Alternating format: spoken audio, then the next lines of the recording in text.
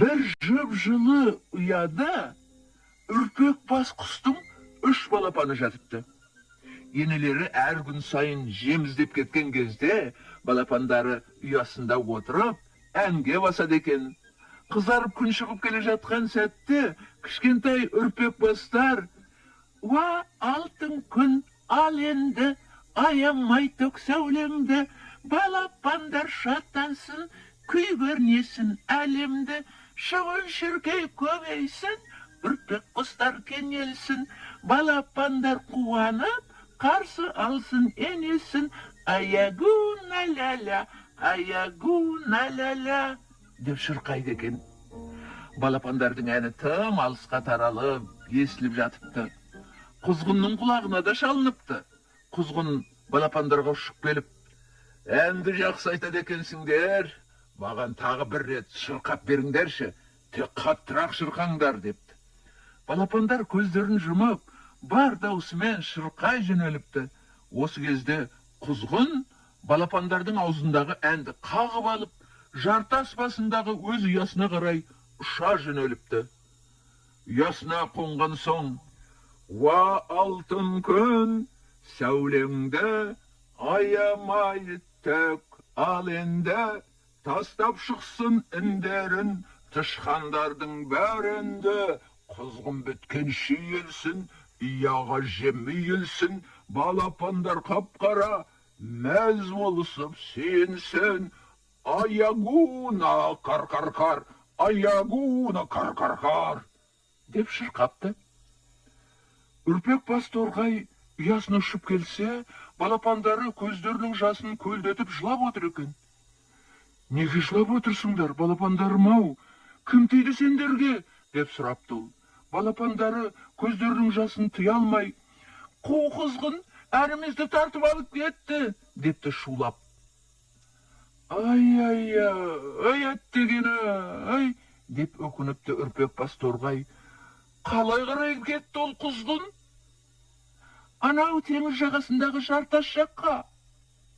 «Жыламаңдар ендеше, мен садақты адамға барайын. Бір көмектессе, сол көмектеседі». Үрпек бас торғай аңшыға келіпті. Жер кепесінің алдына қонып, оның шығуын күтіпті. Үрпек бас торғайды көрген аңшы, «Кішкентай үрпек бас-ау, сені маған қандай жел айдап келді?» деп сұрапты. «О, қайырымды адам, сенің қолынан келмейтін іс жоқ. Бізге көмек бере көр. Мен жоқта қу құзғын келіп, балапандарымнан әнімізді тартып әкетіпті» депті торғай. Аңшы ойланып тұрып, «Сендердің әндерің ғажап қой. Таңертең үнемі сүйсіне құлақ түремін. Ол құзғынның қалай қарай ұшып кеткенін білесің бе?» депті.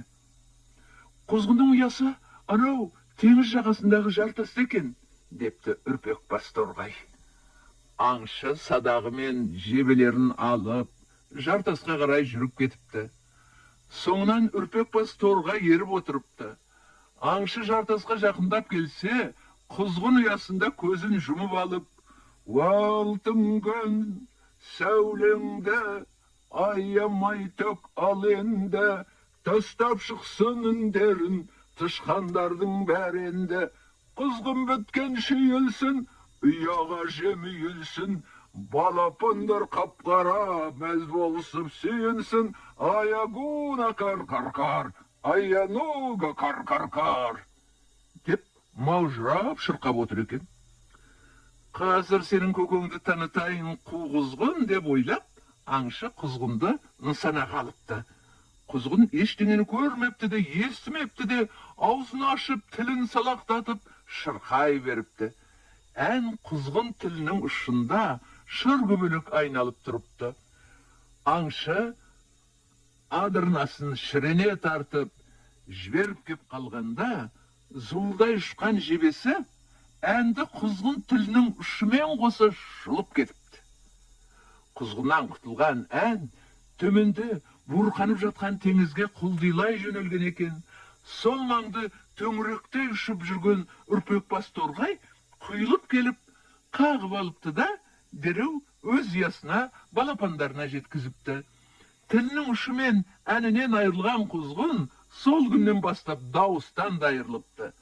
Karkıldağanı bolmasa, en saluda müldüm kalıptı. Al ürpek pastorgaylar bolsa, taң erten gün gözü körüne bastaganda, "Wa altın gün, al endi, ayamay tökse ulengdi, balapandar şatlansın, köylernesin alemde, şuun şirkey köbeysin, ürpek kuşlar kenyelsin, balapandar kuvanıp, karşı alsın enesin, ayanuna la la la, ayaguna la la la" dip kaytadan tamlıcıta şırkap duratın boluptu. Şırkagan sayın zorlukşul kuzgundan en derin kaytarıp öpergen kayrımdı anşını yesterin aladı eken.